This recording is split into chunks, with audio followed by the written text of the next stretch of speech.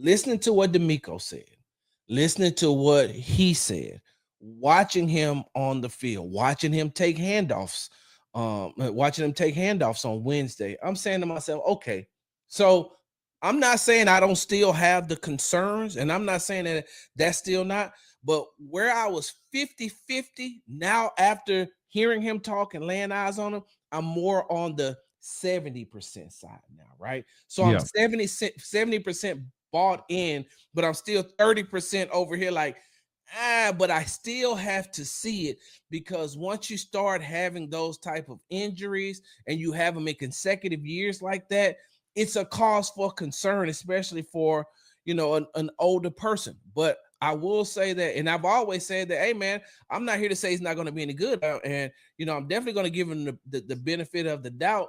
But now I'm more confident.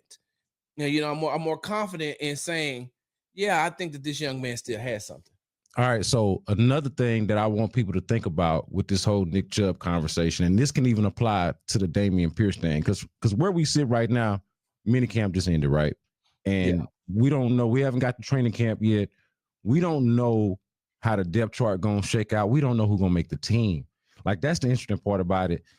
Everybody we talking about could play a role, could score touchdowns for the team, or they could not make the team at all. Like, it's that big of a variance in terms of the possibility, especially on the offensive side of the ball. That's what I'm talking about. But this is a point I want to make about.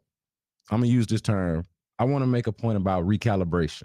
Yeah, and recalibrating what your expectation is for a player in a different year. Okay, so we know, we got the receipts. We've been following football. We know who Nick Chubb is. We know what Dameon Pierce's story has been. But acknowledging that, and this is the case in every sport, but I think in football even more so than any, where every year is different, and especially in a running back's case where you have injuries or you're having to try to reinvent yourself, every year is a prove it type of year for a running back.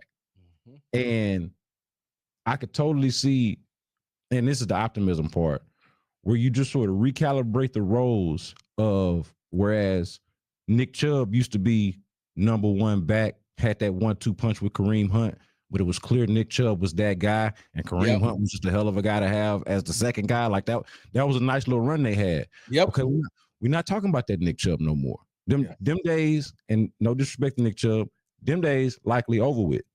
But what if Nick Chubb is Nick Chubb now in a place where you just recalibrate the expectation and what it is that he's going to offer to you, and he's just a hell of a maybe better version of what Kareem Hunt was behind him back in the day. You're talking about Nick Chubb as a number 2, okay? Recalibration.